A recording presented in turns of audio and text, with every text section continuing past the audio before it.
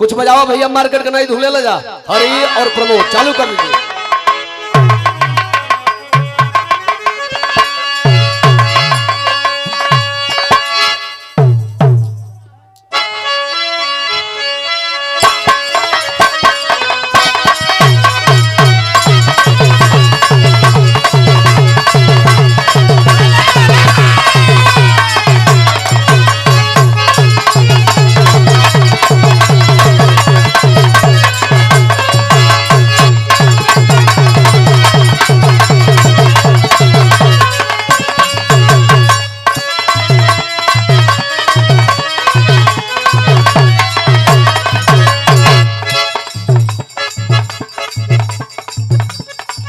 हाई देखल जा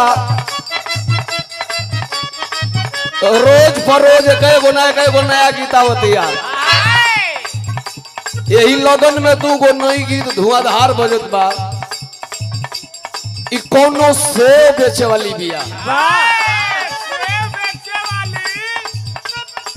ओकरा दौरी में 2 गो सेब बा, लेकिन मोए गांव के न्योता देतिया।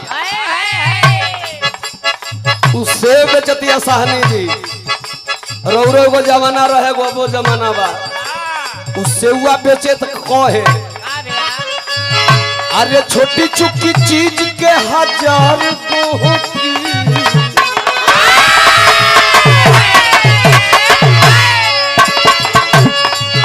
अरे छोटी चुकी चीज के 1000 कहकी, चिखले बजे भी उलेला महकी।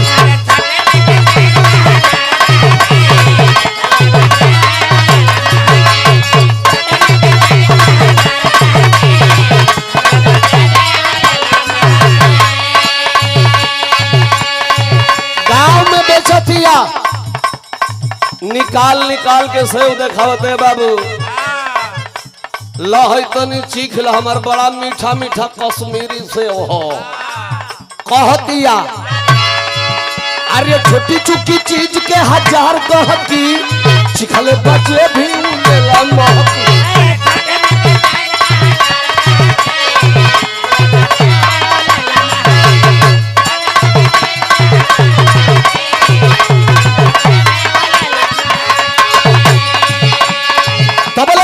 खड़ा हो गई हमारा प्रमोद भाई नहीं हो कहता ए मन रखनी हम नहीं चखनी।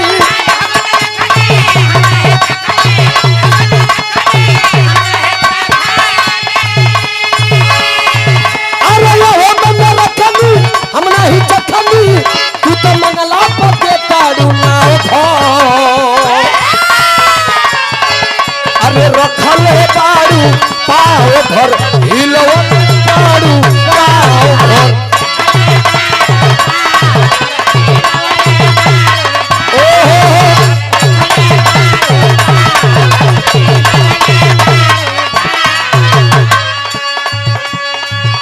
अब ही बजते बिया आ तबले अब आ गई बखा लीची।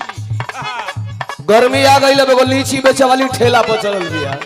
खाली गर्मी खींची ई लीची बेचती तो का कहतिया।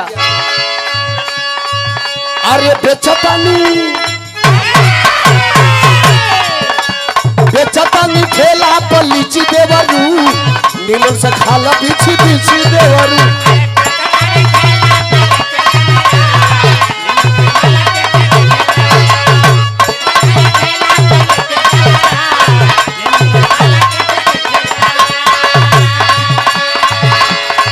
नहीं लेगा तो दूसरे को दे दे।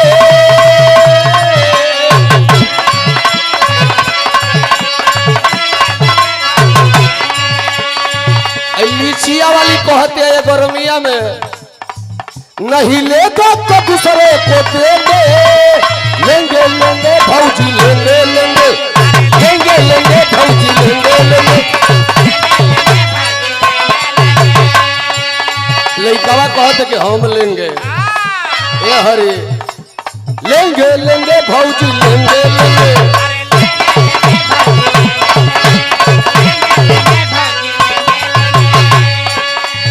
काहे हमके देखावतारू ठेंगे। ए सहनी जी कहत ले ला बाबू तो लइकवा कहता काहे हमके देखावता रूठेंगे लेंगे लेंगे भौजी लेंगे